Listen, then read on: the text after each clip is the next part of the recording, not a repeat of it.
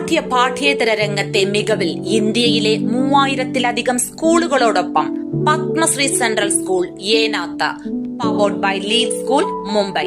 Admissions open for play class to grade 11. ഭാവിയെ വിജയത്തിലേക്ക് നയിക്കുന്ന പഠനം.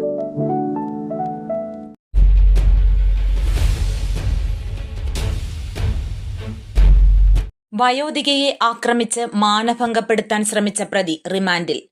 66 വയസ്സുള്ള സ്ത്രീയെ വീട്ടിൽ കടന്നു കയറി ആക്രമിച്ച് പരിക്കേൽപ്പിക്കുകയും മാനഭംഗപ്പെടുത്താൻ ശ്രമിക്കുകയും ചെയ്ത പ്രതിയെ മലയാലപ്പുഴ പോലീസ് അറസ്റ്റ് ചെയ്ത് റിമാൻഡ് ചെയ്തു.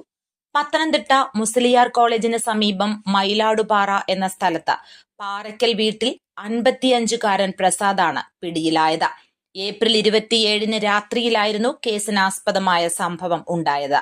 മുൻ പരിചയത്തിന്റെ പേരിൽ പ്രായമായ സ്ത്രീ ഒറ്റയ്ക്ക് താമസിക്കുന്ന വീട്ടിലെത്തിയ പ്രതി ഇവരോട് അപമര്യാദയായി പെരുമാറുകയും മാനഭംഗപ്പെടുത്താൻ ശ്രമിക്കുകയും ആയിരുന്നു. സ്ത്രീയുടെ പരാതിയിൽ കേസെടുത്ത മലയാലപ്പുഴ പോലീസ് പത്തനംതിട്ടയിൽ നിന്നും പ്രതിയെ അറസ്റ്റ് ചെയ്തു.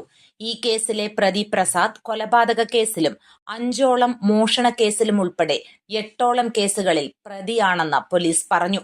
Malayalapuzha inspector SHO Shafi BM, SI Vipin V Pillai, SCPO Denison, CPOമാരായ പ്രദീപ്, വൈശാഖ് എന്നിവർ ഉൾപ്പെട്ട അന്വേഷണ സംഘമാണ് പ്രതിയെ അറസ്റ്റ് ചെയ്തത്.